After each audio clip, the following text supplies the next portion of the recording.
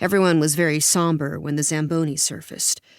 It was blue and had the name Olympia written on its side, and it felt like an appearance from a Greek god.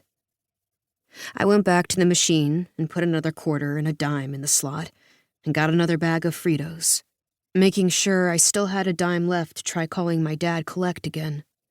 I sucked the salt off of each Frito and finished them with the last of my Coke.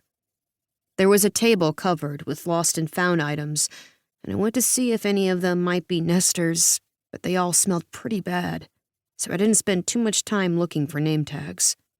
I took a puck and picked up a pair of skates, went back to the bleachers, and slid them onto my bare feet.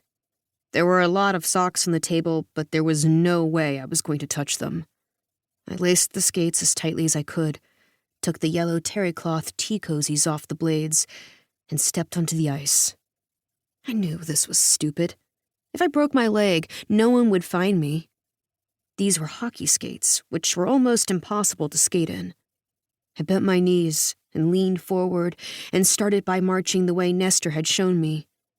Then I began to glide.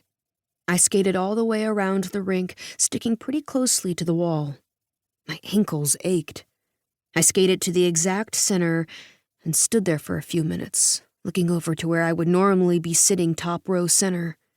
If I hadn't been kicked off the bus and been abandoned here, I never would have gotten to know this feeling of standing all alone in the middle of the rink with my arms spread out and my head thrown back.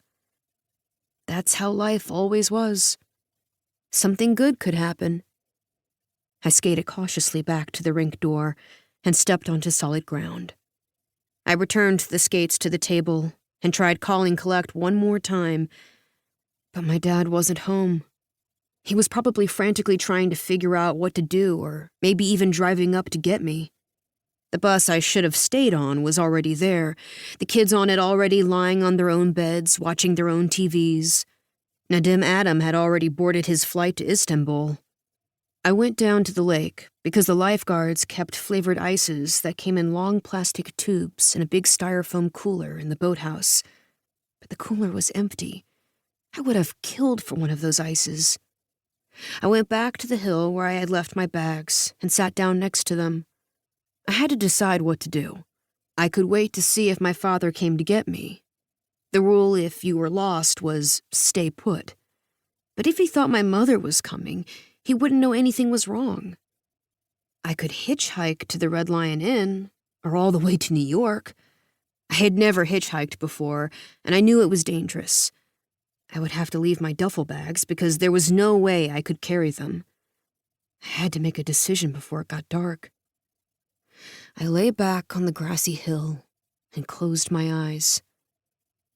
I opened them to find my mother standing over me. Her hair was longer and blonder, and she looked very thin and good.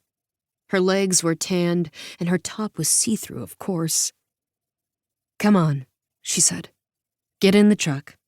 I can't wait for you to meet Borislav."